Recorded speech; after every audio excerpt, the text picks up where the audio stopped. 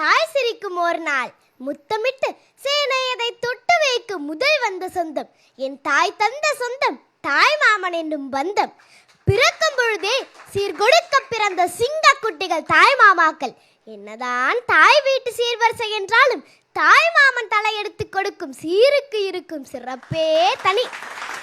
நான் பிறந்த பொழுது சுற்றார் அனைவரும், டேய் அக்கா உனக்கு செலவு வச்சுட்டா என்று சொன்ன பொழுது, எங்க வீட்டுக்கு மகாலட்சுமி வந்திருக்கா என்று என்னை அள்ளி கொஞ்சியவர் தான் என் மாமா.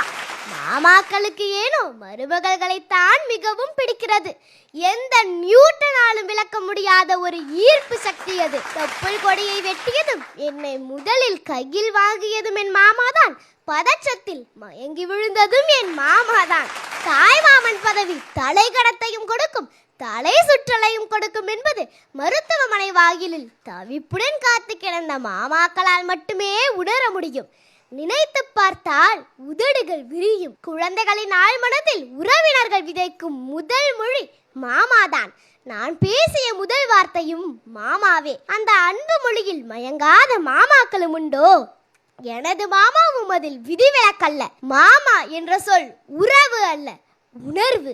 எங்களுக்கு தலையாட்டி பொம்மைகளை பிடிக்கும் என்பதால் எங்கள் தலையாட்டி பொம்மைகளாகவே மாறிவிடுகிறார்கள் மாமாக்கள்.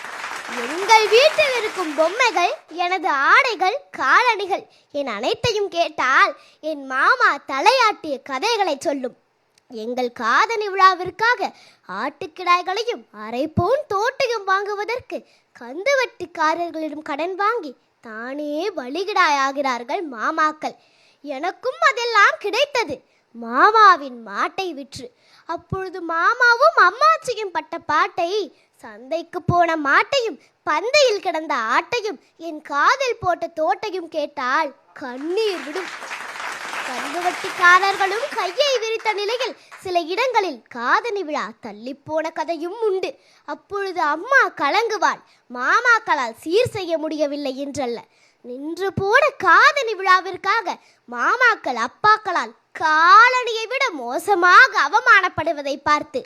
ஆனால் அந்த கோதாவரி கோட்டை தாண்ட முடியாமல் பரிதவித்து நிற்பாள் அம்மா.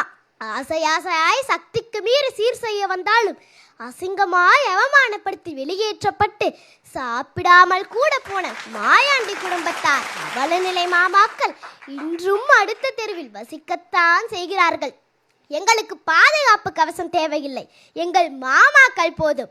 பள்ளியில் பிரச்சனை என்றாலும், பள்ளி பேருந்தில் பிரச்சனை என்றாலும் வேட்டியை மடித்து கட்டிக்கொண்டு சண்டைக்கு வருவதும் அவர்களே.